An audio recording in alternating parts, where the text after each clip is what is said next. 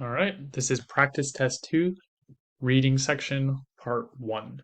So, as Mexico's first president of an indigenous community, Buenos Aires became one of the most, I would think, maybe influential would be a good word that goes here. Influential figures in his country's history. Among the many significant accomplishments. So, he had significant accomplishments. Had a long tenure in office, so he was good at it and advanced the rights of indigenous people. People like that. Which choice completes the text with the most logical and precise word or phrase? He was the most unpredictable figure. Well, nothing in that implies unpredictable. Uh, he was an important figure when he had a bunch of accomplishments and a long tenure, so that makes it very likely. Was he secretive? Nope. And he clearly wasn't ordinary because he had a long tenure and many significant accomplishments, so B must be the right answer. Number 2, due to their often strange images, highly experimental syntax, and opaque subject matter, many of John Ashbery's poems can be quite difficult to, I would just say understand would go here. Understand. And thus are the object of heated debate among scholars, which call I don't know, delegate, compose, interpret sounds a lot like understand. So strange, experimental, opaque, these all would make something very complex, quite difficult to blank, and thus a heated debate. So quite difficult to delegate doesn't make sense. To compose, maybe I can see how that could be almost right, but still I don't think that would fit very well. People aren't trying to write his poems, they're more just trying to understand them because scholars usually try to read and understand things. So interpret and then renounce. I don't know how they would be difficult to renounce, so D is out, B is out, so C is the only answer left. Question 3. Cambridge explosion gets its name from its sudden appearance and rapid diversification of animal remains in the fossil record of 541 million years ago during the Cambrian period. Some scientists argue that this large change in the fossil record might be because of a shift in many organisms to body types that were likely to be preserved, which choice completes the text with the most logical. So I would say large because it says sudden and rapid. Well, what would mix with sudden and rapid? Catastrophic? No, because that would imply something bad happened. And it's a shift in many organisms. So elusive? Well, clearly it's not elusive because it's sudden, rapid, and many people knew about it. So no. Abrupt? Well, it's sudden and rapid. So that would make a ton of sense. And then imminent would mean that it's coming soon and that it was going to happen, but that doesn't fit it nearly as well as abrupt. So C is the correct answer. 4. So during a 2014 archaeological dig in Spain, Vincent Lowell and his team undiscovered a skeleton of a woman in the early Bronze Age society buried with valuable objects signaling a high position of power. This finding may persuade researchers who have argued that Bronze Age societies were ruled by men to, I would say, believe or change their mind. The woman may have also held leadership roles, which choice completes the text with the most logical and precise word phrase. Okay. So what they believed in the past was so they found that a woman during the Bronze Age had a high position of power and it would persuade, so likely change their mind, researchers who have argued that the Bronze Age societies were ruled by men to blank that woman may have also held leadership roles. All right, so wave that woman would no, I don't think so because they wouldn't let it go. It would cause them to believe a new idea. So maybe concede because they didn't believe that before, but they have to believe that now. So that's a pretty good option. It could be refute. Were ruled by men to refute that women have also held leadership roles. That wouldn't fit because they're not refuting that women have held leadership roles. They're actually being caused to believe that they might have actually. And then require. No, I don't think it's require. I think it's concedes a better option because they're changing their original opinion to believe a new one. So they're changing their mind. They had to be persuaded to do so. So concede is the best fit. All right, number 5. So, within baleen species of whales, some individuals develop an accessory spleen, seemingly functionless formation, functionless of tissue outside the normal spleen, given to the formation's greater prevalence among whales. To make a deeper dive, some researchers hypothesize that its role isn't I would say useless, because it was functionless, meaning it had no function, therefore useless.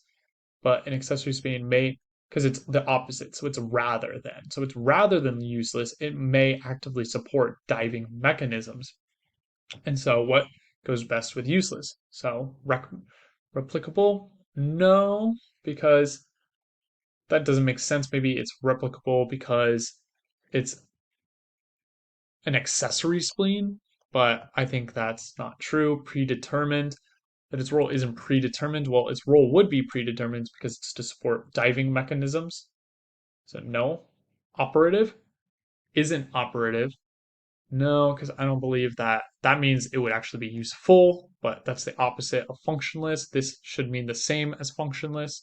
So, by process of elimination, POE, you should be left with D, but even then, latent means dormant or functionless. So just knowing the definition of this, you would know that it could be used there because it's supposed to match functionless. And so therefore it is latent. All right, number 6. According to US tax policy experts, state taxes are blank to other factors when considering interstate tax move. Even significant differences in taxation have almost no effect on, so it has almost no effect on most people's decisions, while differences in employment opportunities and how are strong influences. So state taxes are insignificant, is what I would put, because it has no effect on people's decisions. And so, which choice completes the textological phrase, precise word, or phrase? It would be consistent with. They're not consistent with because they have no effect on people's decisions, while others have a strong influence. So it's not consistent with those. It's actually the opposite. And it's not representative because, once again, it's the opposite. And are overshadowed by other factors. Well, yeah, things that are insignificant often become overshadowed. So C is a good answer. Or irrelevant too. Well, they're not irrelevant because they have almost no effect, but they do have an effect on people's decisions. But these just have more so. So I would say D is out and C is the correct answer. Authors claim about the relationship between Neanderthals and Homo sapiens is blank, as it fails to account for several recent. Okay, so I would say is not supported is one word I'm thinking of. Authors claim about the relationship between Neanderthals and Homo sapiens is, I would say, unsupported. And we're going to abbreviate that for space, and as it fails to account for several recent archaeological discoveries, or maybe archaic, because it's old, it doesn't have the new information. So, to be convincing, his argument would need to address recent finds of additional hominoid fossils, such as the latest Denisovan specimens in Homo longi. All right. So disorienting doesn't make sense because it's not confusing. It's just unsupportive. It just doesn't have the necessary information. So I'd say no to that. Tenuous. Well, tenuous, I think in this situation, it can mean lacking substance.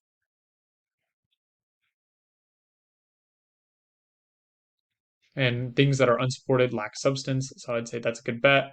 It's not nuanced because it doesn't have all the information. Things that are usually nuanced are very detailed and in depth, and clearly something that's not supported is not. And it's unoriginal. Well, they never said that it was unoriginal. They just said it didn't account for information or recent discoveries. So once again, I'd click out D, and I'd say lacking substance makes the most sense. Number 8 is from George Douglas. So reading it, it says, "Go forth, my son." So it might be a parent. "Winged by my heart's desire." My heart's desire. So he supports him. So he gives him his support. "Great reaches yet unknown wait for your possession." My pilgrimage is through you. So he doesn't want to go with him, but life is calling you. So from reading this, it looks like someone's supporting someone to go out and go towards life. That would kind of be my main idea. So to express hope that the child will have the same accomplishments as his parent, I don't think so because it doesn't mention at all the parent's accomplishments. B, to suggest that raising a child involves many struggles. No, because when it doesn't mention any struggles throughout it. Will he face many challenges? No, because once again, it doesn't mention anything about challenges. It really is just a positive message. And to encourage a child to embrace the experiences life will offer. It sounds a lot like it's D from Process of Elimination, but also it's encouraging because it's his heart's desire. So that's where the support will come in. My pilgrimage is through, and life is calling you. So yeah, he's going out experiencing life, and he has his encouragement, and you can see that there. So D is the correct answer. All right, number 9. So I'm going to read the question. Which choice best describes the function of the underlined sentence and the text as a whole? So after reading the whole text, it basically talks about, just describes women and how they harvest maple syrup. And so, looking at the underlying text, the trees like have individual characters, yield up their lifeblood, more reluctant. Does it portray a range of personality traits displayed by the woman as they work? No, because it is talking about solely the trees and nothing about women when they work. It foregrounds the beneficial relationship between humans and maple trees. I don't think so, because basically the main idea of the whole text is just describing the woman on how they harvested maple syrup. Nothing about the relationship between trees and humans, so that wouldn't make any sense. It demonstrated how human behavior can be influenced by the natural environment. No, because it doesn't seem, because once again, it's only talking about harvesting maple syrup. It doesn't look like their behavior was influenced. It just looks like that's how they harvest maple syrup. So D, it elaborates on an aspect of the maple trees that women evaluate. That makes a ton of sense because they would evaluate whether, yeah, some would have maple syrup, some would not. And you can actually see that in the sentence before, see if the sap would appear, and it's just elaborating on that. And so D is the correct answer. All right, first thing I'm going to do is read the question. How would people in text 2 respond to the conventional wisdom in text 1? All right, so the conventional wisdom is one species should emerge after outcompeting the rest. So why do so many species remain? And it's, yep, it's a phenomenon. No one can explain it.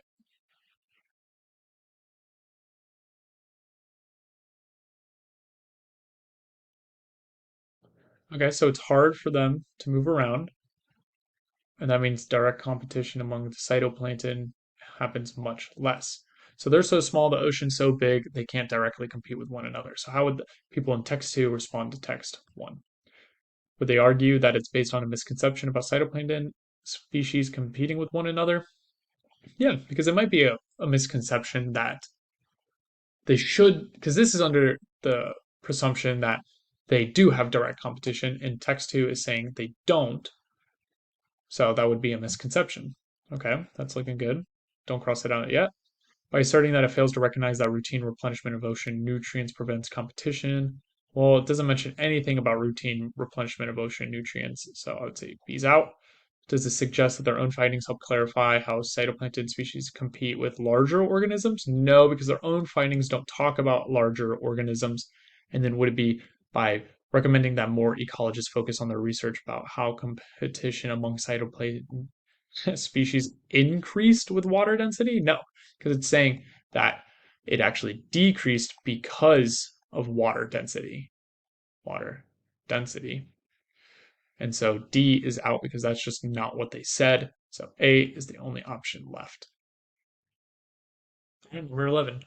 So, according to the text, why would a helicopter built for Earth be unable to fly on Mars? Okay, so that's what helicopter, why can't it fly on Mars? Okay. Because Mars's atmosphere is only 1% as dense as Earth, the air on Mars would not provide enough resistance for the rotating blades of a standard helicopter for aircraft to stay aloft. Okay, so it's because the atmosphere, something with the atmosphere, Earth's helicopters can't fly on it. And then it talks about how they designed a helicopter that can fly on Mars because it has longer and faster blades than Earth helicopters. All right, let's look at the answer choices. Because Mars and Earth have different atmospheric conditions. Yep, that's what they talk about up here, so that's pretty good. Because the blades of helicopters built for Earth are too large to work on Mars. Well, that's not true because they said the larger and faster blades work on Mars, but not Earth. Because the gravity on Mars is much weaker. Well, they don't talk about the gravity, so I say no. And helicopters built for Earth are too small to handle the conditions on Mars. Ah, I think that's a little broad. I don't think it's that one because what conditions? The only the only conditions referenced are atmospheric conditions. So maybe that's like a tricky answer to make you choose. But this one's just a little more exact, a little more precise. So therefore, it's the right answer.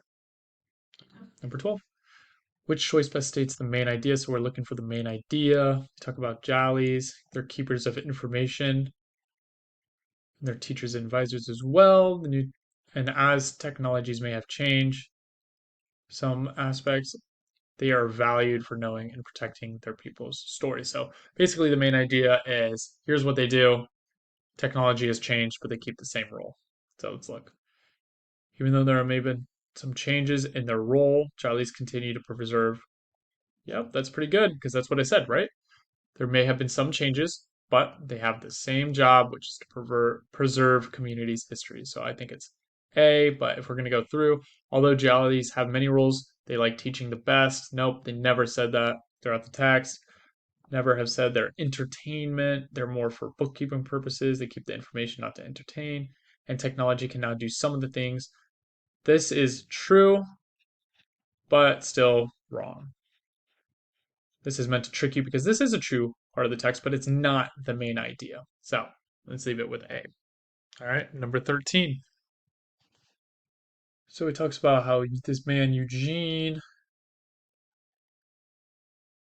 found a crystal that looked like a honeycomb. Okay, so they captured an image of one. This is how they caught it. All right. And the main idea of this text really is probably just discussing, looks to me, discussing how they got the first visual confirmation of the Wigner crystal, and this man, Eugene Wigner, did it. That's why it's named after him. So, main idea of the text. Researchers have obtained the most definitive evidence to date of the existence of the Wigner crystal. Well, this checks out. That's what I said, right? It's just telling us that they did it and how they did it.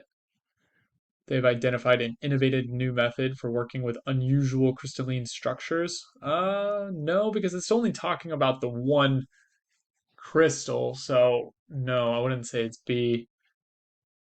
Graphene is the most important of the components required to capture an image. No, because it wasn't about graphene, it was about the Wigner crystal and finding it. And then D, it's difficult to acquire an image of Wigner crystal because of the crystal's honeycomb structure. Well, this is one of the again, once again, a tricky question because this is true, just not the main idea. So D's out, A is correct. Okay, number 14, we're looking at a graph. So what I like to do is read the question before I look at anything else. So what they're asking is what best describes the data from the graph that supports the researcher's conclusion. So we need to do two things, look at the data from the graph and the researcher's conclusion. So it looks like average number of individuals directly reporting to CEO. And it looks like managers and department leaders. And obviously you can see a clear linear trend between the department leaders increasing and the managers not. I guess they're doing it, but just a little bit less. So considering a large sample of companies, these economics experts, so their findings suggest that there was a growing interest among CEOs in connecting with more departments in their companies. So this is their conclusion. So What choice best describes the data from the graph that supports the researcher's conclusion? A, the average number of managers and department leaders reporting directly didn't fluctuate. Well, this isn't true because their conclusion wasn't about the fluctuation. It said it increases, but definitely didn't say it didn't fluctuate. So A is wrong. The average number of managers reporting directly to the CEO was highest during the 1996 to 2001 period. Well, that's not true, and it's still not supporting the conclusion. The average number of department leaders reporting directly to the CEO was greater than the average number of managers reporting directly to their CEO in each of the three periods studied. This is true.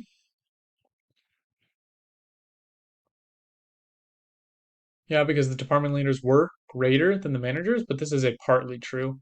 I don't think this is really supporting the main conclusion drawn from the researchers, but we can look at D. The average number of department leaders reporting directly to the CEO rose over the 3 period study. I think it's D.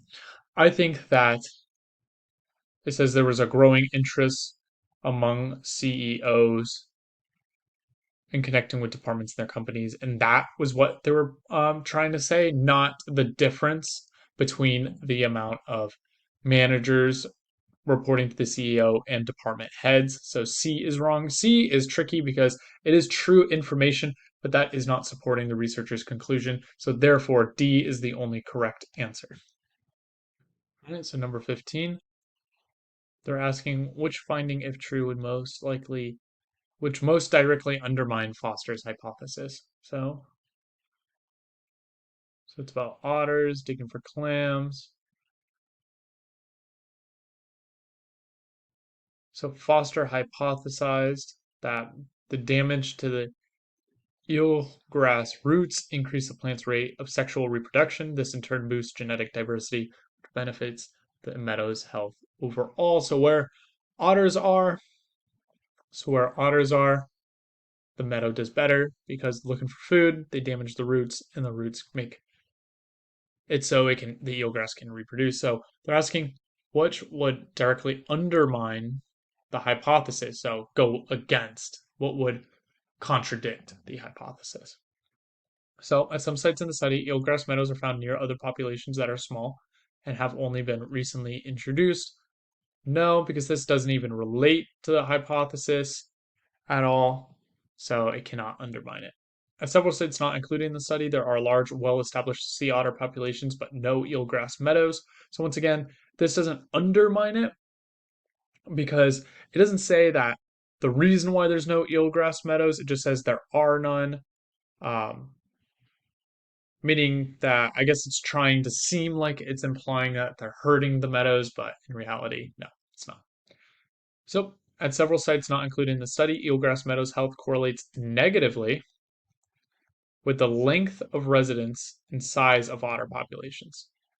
So C is a really good bet because it's saying that actually there are sites not included in the study where the longer the otters are there and the more otters is actually hurting the meadow, the meadows are doing worse. So C would be the answer. And to just look at D, at some sites in the study, the health of plants unregulated to eelgrass correlates negatively with the length and residence of otter populations. This is not true because we are talking about eelgrass, and this says it's unrelated, so therefore D is wrong and C is the right answer.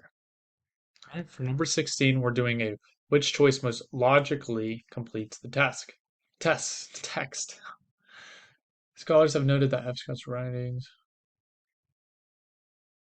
okay, were likely influenced by his marriage to Zelda, but many don't recognize Zelda as a writer. She authored several works and short stories, thus meaning they're trying to prove a point. Those who primarily view Zelda as an inspiration for F. Scott's writings. I mean, I would just say, didn't know she wrote, didn't read her books, didn't know she was an author. That would be the point. Because, I mean, I'm guessing what they're primarily saying is that they thought she only supported F. Scott Fitzgerald, but she actually wrote her own books. And so people who only think she supported F. Scott Fitzgerald probably didn't read her books. That's how I would think about it. So let's look at the choices. She overlooks many other factors that motivated F. Scott to write. No, because it's not even about motivation. It's more about influence. And even then, that just doesn't support the main point of the story. Risk misinterpreting the full range of Zelda's contributions to literature. Yeah, that makes sense. Like, they just didn't know she was an author. And then that would mean they don't know her full range of contributions to literature because, well, she was an author. C. May draw inaccurate conclusions about how F. Scott and Zelda viewed each other's work. No, because they didn't speak about how they viewed each other's work. It was mostly about Zelda Fitzgerald and her contributions to English. So they tend to read the works of F. Scott and Zelda in an overly autobiographical light. That makes no sense. D's out. B is the only answer left. Okay. So we got another which choice most logically completes the text. So let's read it. Among social animals that care for their young, they show innate attraction to faces and face-like stimuli. Ooh, Versace. Okay. And it occurs in tortoises, and their difference is that they live alone and do not engage in parental care. And the hatchlings liked the faces. They showed significant preference for the image. And this would suggest so clearly there's a comparison between social animals and non-social animals being like humans, the chickens, and non-social animals being the tortoises. And there's a comparison, but both liked the faces at least when they were babies. And so this would suggest, I mean, if I was just completing the sentence or the passage, that it doesn't really matter if you're a social animal. Both babies liked faces, or that being a social animal doesn't really correlate with the baby tortoises or baby chickens liking faces. So let's read the answer choices. Face-like stimuli are perceived as harmless by newborns of social species. Practice parental care, but as threatening by newborns in solitary species. So this isn't true. No one ever said it was threatening, and so immediately A's out. Researchers should not assume that an innate attraction to face-like stimuli is necessarily an adaptation related to social interaction or parental care. Yeah, because once again, it's not assuming that it's related to social interaction because this is shown because the tortoises that are not social were attracted to the faces. So it shows that you don't have to be social to be attracted to the faces, but let's continue. Researchers can assume that the attraction to face-like stimuli that is seen in social species that practice parent is learned rather than innate. No, this is not true because they were never talking about whether it was learned or innate. They were just talking about whether if you had to be social to be attracted to it or not. And then the newly hatched testudo tortoises show a stronger preference for face-like stimuli than adult. No, that's just not true. They never spoke about that. So B is the answer. Okay, number 18. So they're asking us which most logically completes the text. So after reading it, we're talking about indigenous scribes. We're talking about this collection of poetry. Okay, so it's about Aztecs before occupation of Spain, and the content predates the initial invasion. So it was written before they met Spain, but some of the poems contain references to stuff in Spain. Thus, some scholars would have concluded. I would say either it's suggesting that it wasn't actually written before that, or it was written through the invasion. So it was started before the invasion and was completed after the invasion. So let's look at the choices. While its contents largely predate the invasion, Contrarios Mexicus also contains additions made after. Yep, that's what I said. Nice. But let's look at the other options. Although those who compiled were fluent in Nahuatl, they had limited knowledge of Spanish. Nope, never spoke about their knowledge of the Spanish language. For the invasion, the poets of the Aztec borrowed from the literary traditions of other societies. What other societies? We only talk about Aztecs and the Spanish. The references to beliefs and customs in Spain should be attributed to the coincidental resemblance between the societies of Spain in the Aztec Empire. I don't think that's where they were going. I don't think they were going to talk about the coincidental resemblance between the two countries. That doesn't make sense in just a real world scenario, but A is a much more likely answer. All right, number 19. We're doing a logically completes the text. So let's read the study. We talk about monkeys. Okay, so the big part is that they neglected to control for the physical difficulty, but they were measuring the cognitive capabilities of the monkeys. But some of them were hard, they required dexterity, and so therefore the results, I would say, are inaccurate, as my let's put that in, but that's supposed to say inaccurate. So let's read the rest of the answers. A could suggest that there are differences in the cognitive ability among the monkeys, even though such differences may not actually exist. That is inaccurate. It is going to say that there are differences in the cognitive abilities, but they may not actually exist because it's inaccurate. So A is a really good answer. Are useful, number B, or letter B, are useful for identifying tasks that the monkeys lack the cognitive capacity to perform, but not identifying the tasks that the monkeys can perform. I don't think they're going to say that. I think the text focuses on the fact that the tasks are assigned to the monkeys and they're varied in difficulty and that the variety wasn't taken into consideration. The text doesn't really suggest that the monkeys couldn't perform certain tasks, just that some tasks were more difficult to do. And so we go to C, and should not be taken as indicative of the cognitive abilities any monkey species other than C. No, because we never spoke about any other species than the Cebus imitator over here. So I don't know where they would bring in the any other monkeys. That just wouldn't logically make sense. And then D would be reveal more about the monkey's cognitive abilities when solving artificial problems than in the wild. That's not true because we never spoke about artificial problems once. So A is the correct answer. All right, number 20. Okay, so we're getting into the conventions of standard English, so grammar. So to survive when water is scarce, embryos, oh, where's pen? There it is. Embryos, which is going to be the subject, inside African turquoise killfish eggs, blank a dormant state known as diapause. So I think a verb should go there.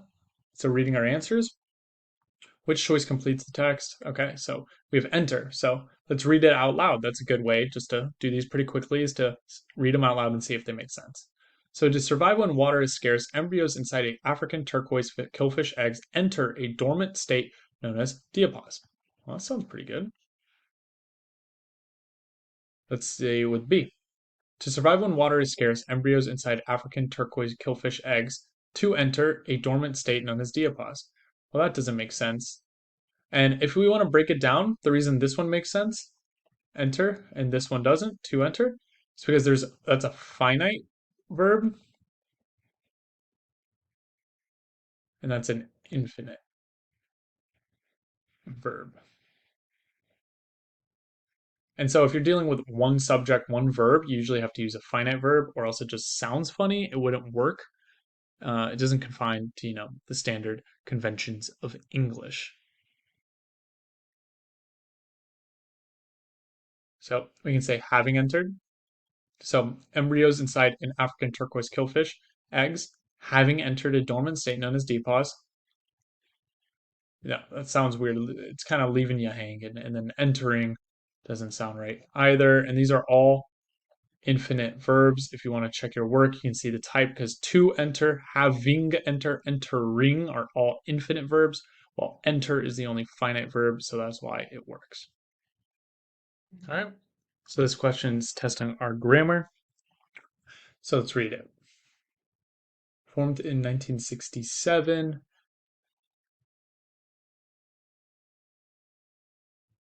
By the end of the 1990s, the organization blank its initial membership. It has, by the end of the 1990s, the organization has doubled. Doesn't sound quite right. It had doubled. And the way we know that sounds about right. It doubles its initial by the end of the 1990s. The organization doubles its initial membership, or will double its initial membership. We'll know because that's already passed.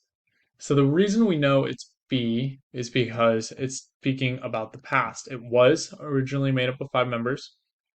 By the end of the 1990s, the organization had in the past tense. So we're maintaining the past tense here. So it's formed,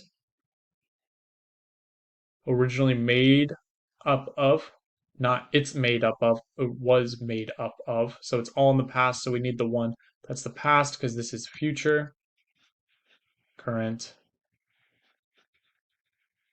current, past. And that's why B is correct. Okay. Number 22 is checking our grammar. Once again, the conventions of standard English.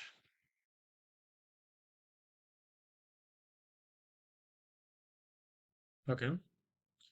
So we're trying to figure out. So if we plug in A, we see the chemical TMAO counters this effect, ensuring that proteins retain their original configurations, period. TMAO is found in high concentrations in the cells of the deepest dwelling fish. This works because both sentences before and after the period are independent sentences, meaning that if you read them aloud, they could stand on their own. So saying like the chemical TMAO counters this effect, ensuring that proteins retain their original configurations. TMAO is found in high concentrations in the cells of the deepest dwelling fish. Neither of the sentences depend on one another to exist, so A is correct. B, configurations, TMAO with no, what was going on, with nothing in between. That results in a run-on sentence. If you read it out loud, the chemical TMAO counters this effect, ensuring that proteins retain their original configurations. TMAO is found in high concentrations in the cells of the deepest dwelling fish. No, they're two separate ideas. They need some punctuation in between, so B is out. Um, the chemical TMAO counters this effect, ensuring that proteins retain their original configurations. TMAO is found. No, this doesn't work. It needs something other than a comma. It needs a period or larger punctuation because both of the sentences are independent and can't be used a comma to split them. This causes a comma splice. And then D, having configurations and TMAO. Well, this would work if there was a comma here, but since there's not, it's not splitting up. It's not a list. It's not blank and blank. It's two separate ideas. So D is out. A is the correct answer. Okay, for 23, they're testing our grammar again. So let's see. Food and the sensation of taste are central to the novels. In the Book of Salt, for example, exiled character Ben connects to his native Saigon through the food he prepares. While in The Bitter of the Mouth, the character of Linda blank a form of synesthesia, whereby the words she hears evokes taste. Pretty cool. All right, so the key words I think that we need to see are connects to the native Saigon through the food he prepares, while in the bitter in the mouth, the character Linder should be in the same kind of grammatical standard as these two. So let's see what the answers are. So experienced would not work. Past tense, had experience would not work. Experiences fits pretty well. And then will be experiencing isn't a future tense. It's not the same tense as connects or prepares, so therefore it's out, and C is the correct answer. Normally, when doing these problems, just you can see that it's how the sentence is written. It's supposed to connect with both of these verbs over here. It should be in the same tense. All right, number 24. Okay, it looks like it's going to be testing our grammar, and it's going to be testing possessive and plural nouns. Okay, and how I can see that is through these apostrophes here. So binding the straw tightly around the screw's threads. Okay, so looking at it just off the top of my head, I know C is the correct answer, but here's why. So when you write screw like this with the apostrophe there, it is possessive, meaning that the threads belong to the screw, and the threads not having the apostrophe means that it is a plural noun and that there are multiple threads. And so that is why C is the correct answer. 25 is another grammar question. Let's read it. In her analysis, scholar Candace Wade observes the novel depicts the upper classes of New York society as consumed by the appetite of and a soulless materialism. An apt assessment, given the House of Mirth, is set in the Gilded Age. Okay, so from what I'm seeing, that this area would be the main clause. This is the standalone main clause, the standalone kind of sentence.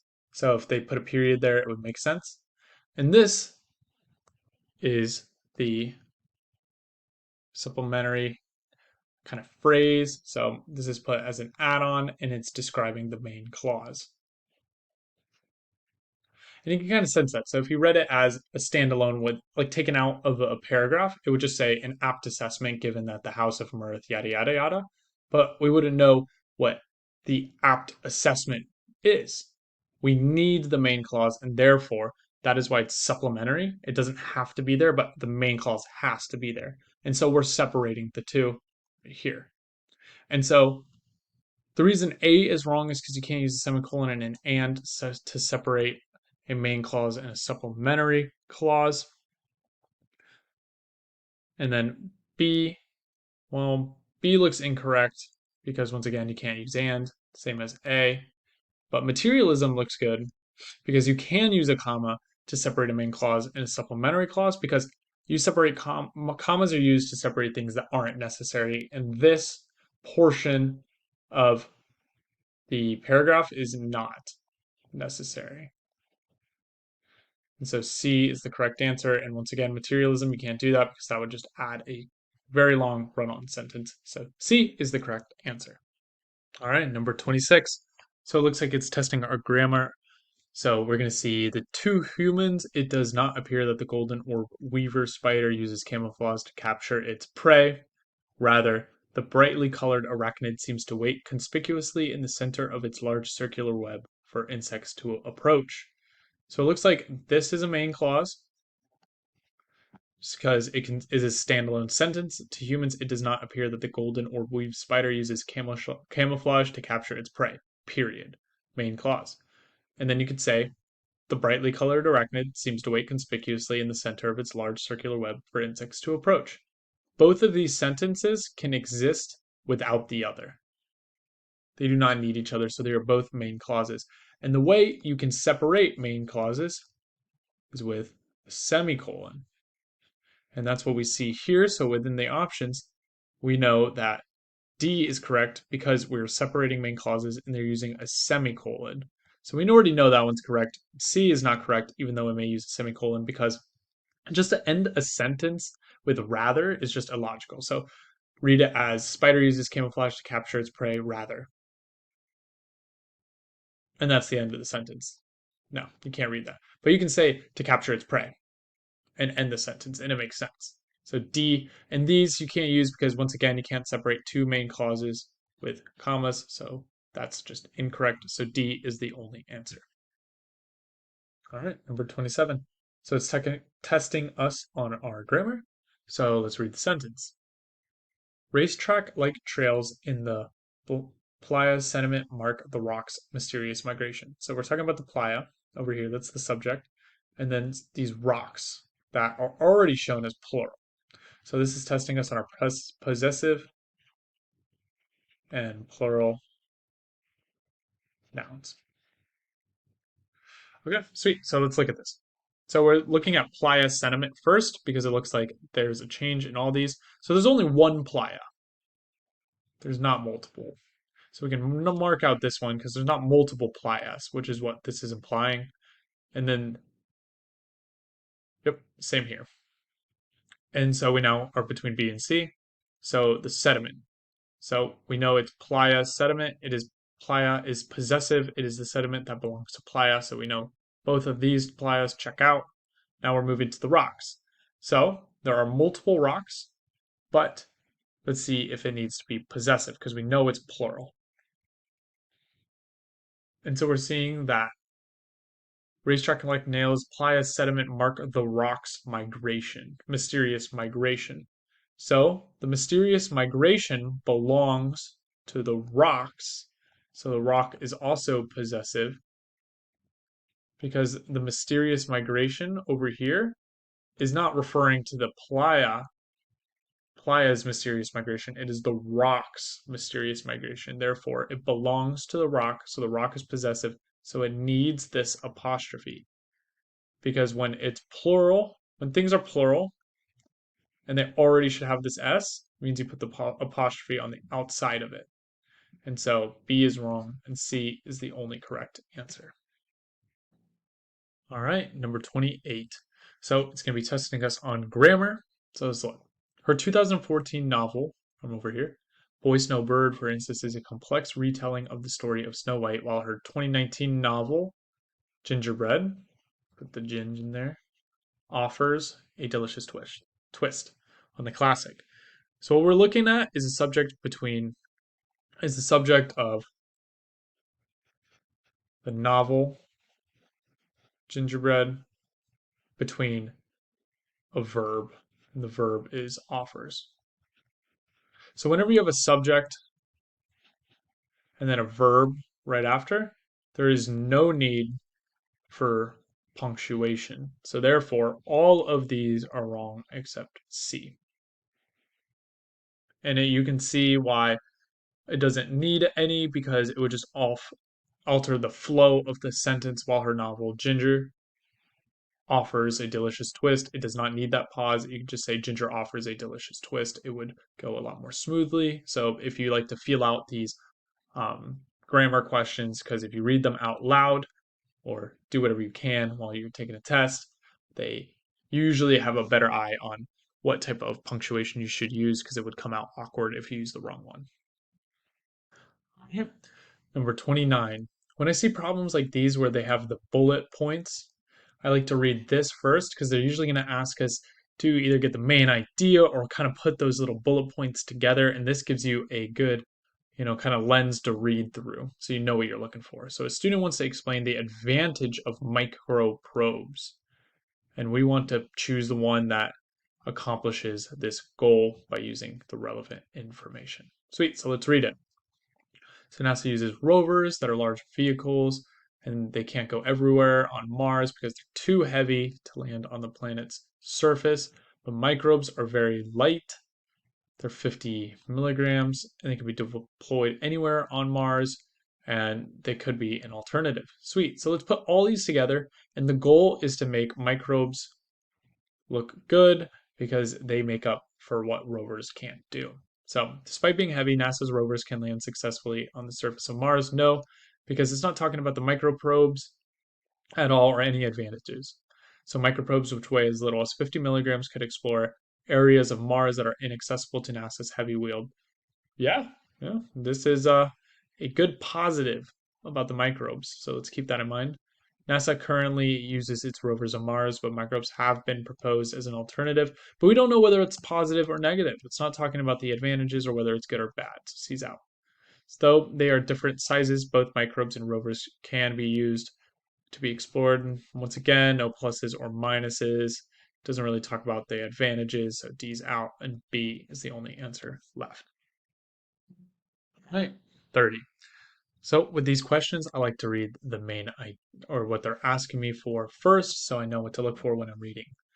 Student wants to introduce paradise to an unfamiliar audience with the novel and its author. So which choice effectively uses relevant information to accomplish this goal? So he wants to do both the novel and the author. Okay. So we're reading my man Ab Gurnah. He's got the Nobel Prize, born in Africa. Many readers have singled out his book Paradise, and it's a historical novel about colonial East Africa. Okay, sweet. So we got 4 things we just need included in the answer. All right, so he wrote Paradise and was later awarded the Nobel Prize in Literature and was born in Africa. Okay, so this is wrong because it only talks about the author and it mentions the novel, but I don't think it describes it fully enough to say that he spoke about the novel, so I'm just going to cross out A. Many readers have singled out him for his book Paradise, a historical novel. No, because who is this guy? They don't talk about the author at all, so B's wrong. All right, so a much praised historical novel about colonial East Africa, Paradise. Okay, that's what Paradise is. Was written about the author, and he was a winner of the Nobel Prize. Okay, we're getting somewhere. It talks about both of them at least, and then Paradise is a historical novel by the author in the author's homeland. So this doesn't talk about the author. So D's wrong. C's the best answer. It talks both about the book and the author using the information above. All right, 31. So when I see questions like these, I like to read the question first so I know what to look for in the bullet points. So which choice most effectively uses the information from the given sentences, and they want to emphasize the relative sizes of the two capitals populations. So we want to say their size and compare them. That's what relative means in this. We want to see how they compare to each other. So they give us the capital, so Ulaanbaatar, the amount of people in the capital, the percentage of people in that country who live in the capital. And they do the same for Vietnam here, here, here. So let's look at A. Mongolia's capital is Ulaanbaatar, which has 907,000 people. In Vietnam's capital is Hanoi, which has 7 million. Okay, I mean, they're stating them. I don't know if they're really comparing, but I don't think it's enough for me to cross it off. The populations of the capital, Mongolia and Vietnam, are 907,000 and then 7 million, respectively. I mean, it's talking about the capital, but once again, it just doesn't show their sizes relative to each other or the Vietnam or Mongolia or the prospective countries. Max that out. Even though Hanoi's population is 7 million, and it's larger than Ulaanbaatar. Ulaanbaatar accounts for more of its country's population. Okay, so in this sentence, they're comparing them and then comparing it to the country's population, showing that even though Hanoi is larger, Ulaanbaatar is a larger percentage of Mongolia. This has a ton of relative size comparisons. So I like C. I like the way it's looking. Comparing Vietnam and Mongolia, 7 million is 8.14% of Vietnam's population, and 907 802 is 31.98% of Mongolia's. So I think this is a trick question because they're throwing comparing right there, I think, to swing you, but they're not actually comparing, they're more just stating the facts. And even then, I just think C is a much better answer in terms of just flat out comparing, saying even though it's larger, Ulaanbaatar accounts for more of the country's population, that C is the best answer. All right, 32. And once again, when seeing questions like this, I like to read the question is asking so I know what to look for in the bullet points. So a student wants to explain how the House of Wisdom preserved the world's knowledge. Which choice most effectively uses relevant information from the notes to accomplish its goal? So the goal is to explain how they preserved the world's knowledge. Okay, so it was a library. It was founded in the 8th century with the goal of preserving knowledge. They collected texts from Greece, India, and put them into Arabic. They talked about Aristotle and the Indian mathematician. The House of Wisdom used Chinese paper-making technology to create paper versions to be studied and shared. Sweet. So let's see which answer does it best. So the House of Wisdom was known for bringing together knowledge from around the world, including from Greece, India, and China. I would say no, because it doesn't talk about how they preserved it. Same with B, it just talks that it was in the 8th century and it housed people, but not how they preserved the world's knowledge. Okay. C only talks about what is housed there, so we're left with D, and even then, collected writings, okay, from different countries, created paper versions to be Arabic, studied, and shared. At least that's how they preserved it, because they collected writings from other countries, then created paper versions to be studied and shared. So D is the correct answer, because it's the only one that explains how it would have preserved the world's knowledge. All right, the last one, 33. So with questions like these, I like to read the question they're asking me before I hit the bullet points so I know what to look for. Student wants to make a generalization about the kind of study conducted by Glickman, Brown, and Song. Which choice most effectively uses relevant information in notes? So they want to make a generalization about each kind of study conducted by these three people. So let's look at the notes. British musicians John Lennon and Paul McCartney shared winning credit for numerous Beatles songs. Many Lennon McCartney songs were actually written by either Lennon or McCartney, not by both. The exact authorship for specific parts of many Beatles songs, such as the verse In My Life, is disputed. Mary Glickman, Jason Brown, and Ryan Song used statistical methods to analyze the musical content of Beatles songs. They concluded that there's an 18.9% probability that McCartney wrote the verse for In My Life, stating that the verse is consistent with Lennon's songwriting style. So if they're going to make a generalization, they were really just looking at Beatles songs. They were looking at whether In My Life was written by McCartney or Lennon. So let's look at the answer choices. Based on the statistical analysis, Glickman, Brown, and Song came that John Lennon wrote the verse In My Life. Maybe it doesn't really make a generalization about the kind of study conducted, but you know, it's pretty good. B, there's only an 18.9% probability that Paul McCartney wrote the verse for in my this is completely wrong. Doesn't talk about Glickman, Brown, or Song or their study. It is likely John Lennon, not Paul McCartney, wrote the verse. Same thing with this, doesn't reference the study or the um, scientists. Researchers have used statistical methods to address the questions of authorship within the field of music. I would say that the answer is D. That talks a little directly about what they did, and I think it's a trick question because they're putting Glickman, Brown, and Song to make you want to choose it because they use their names. But this talks about the kind of study that they used. It was statistical methods, and it was to address the questions of authorship within the field of music. I think this is the best answer, so it's answer choice D.